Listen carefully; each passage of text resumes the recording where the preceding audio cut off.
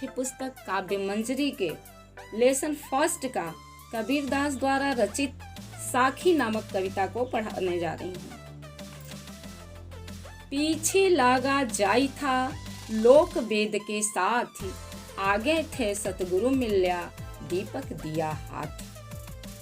प्रस्तुत दोहा में कबीरदास जी ने साखी यानी कि साक्षी के रूप में यह कविता रची और इस कविता में एक सच्चे गुरु के महत्व के बताया है, दर्शाया है।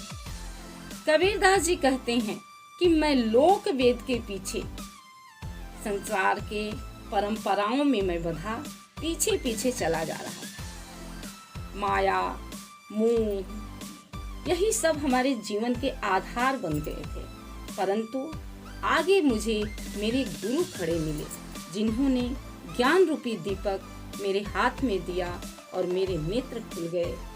कहने का अभिप्राय यह है कि सच्चे गुरु द्वारा दिए गए ज्ञान के माध्यम से ही हम इस संसार की नश्वरता को समझते हैं।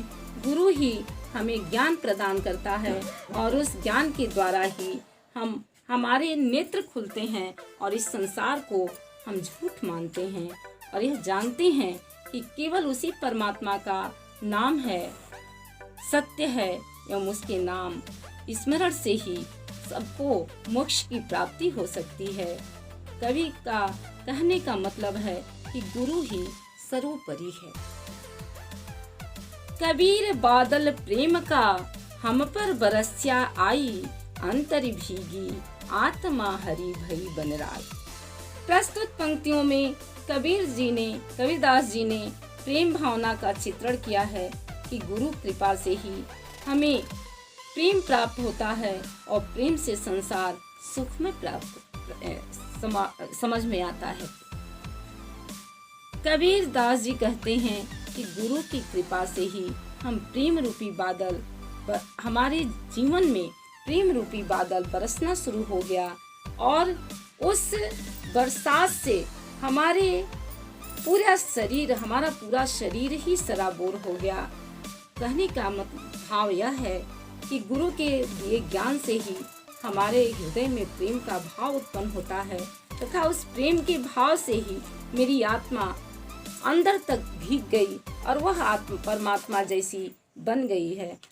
कहने का मतलब यह है कि गुरु के ज्ञान के द्वारा हमारी आत्मा सराबोर हो जाती है और मन के भीतर के सारे विकार अपने आप दूर हो जाते हैं और वहाँ पर हरि को स्थापित करने में कोई विलंब नहीं होता है, वहाँ हरि स्थापित हो जाता है।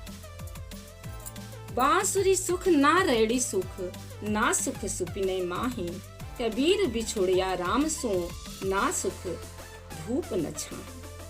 प्रस्तुत दोहे में कबीरदास जी ने राम नाम के स्मरण पर बल दिया है। राम नाम के स्मरण से ही सुख की प्राप्ति होती है। कबीरदास जी कहते हैं कि राम के बिछोड़ने से न तो मुझे दिन में सुख की प्राप्ति होती है, न ही रात में सुख प्राप्त होता है, न ही सपने में सुख मिलता है, न सुख धूप में है, न छाया में है। कहने का अभिप्राय यह है कि मनुष्य जब तक तुम उस राम नाम का स्मरण नहीं करोगे तब तक तुम्हें सुख की प्राप्ति नहीं हो सकती। जब तक जीव आत्मा राम से बिछड़ी है तब तक उसे मोक्ष प्राप्त नहीं हो सकता। इसलिए राम नाम के एकमात्र स्मरण के माध्यम से ही सुख की प्राप्ति हो सकती है। मनुष्य को राम नाम का स्मरण हमेशा करते रहना चाहिए। मुआ पीछे जिन मिले कहे कबीरा राम, पाथरा घाटा लौह सब तब पारस कोड़ों का। कबीरदास जी कहते हैं कि प्रभु की प्राप्ति पर बल देना चाहिए। जीवित रहते ही यदि राम की प्राप्ति नहीं हो जाए तो हमारे जीवन की सार्थकता ही समाप्त हो जाएगी। कबीरदास जी कहते हैं कि राम अगर आप मुझे मरने के बाद दर्शन देंगे तो वह दर्शन फिर किस काम का। जिस प्रकार अगर पारस पत्थर के खोजने में पत्थर रगड़ते लोहा ही समाप्त हो जाए तो फिर पारस के मिलने का क्या लाभ। कहने का अभिप्राय है कि जिस प्रकार लोहा समाप्त हो जाने पर पारस का कोई उपयोग नहीं रहता। पारस पत्थर को ढूंढते ढूंढते यदि पत्थरों को रगड़ते रगड़ते लोहा भी समाप्त हो जाए तो पारस पत्थर का कोई लाभ नहीं।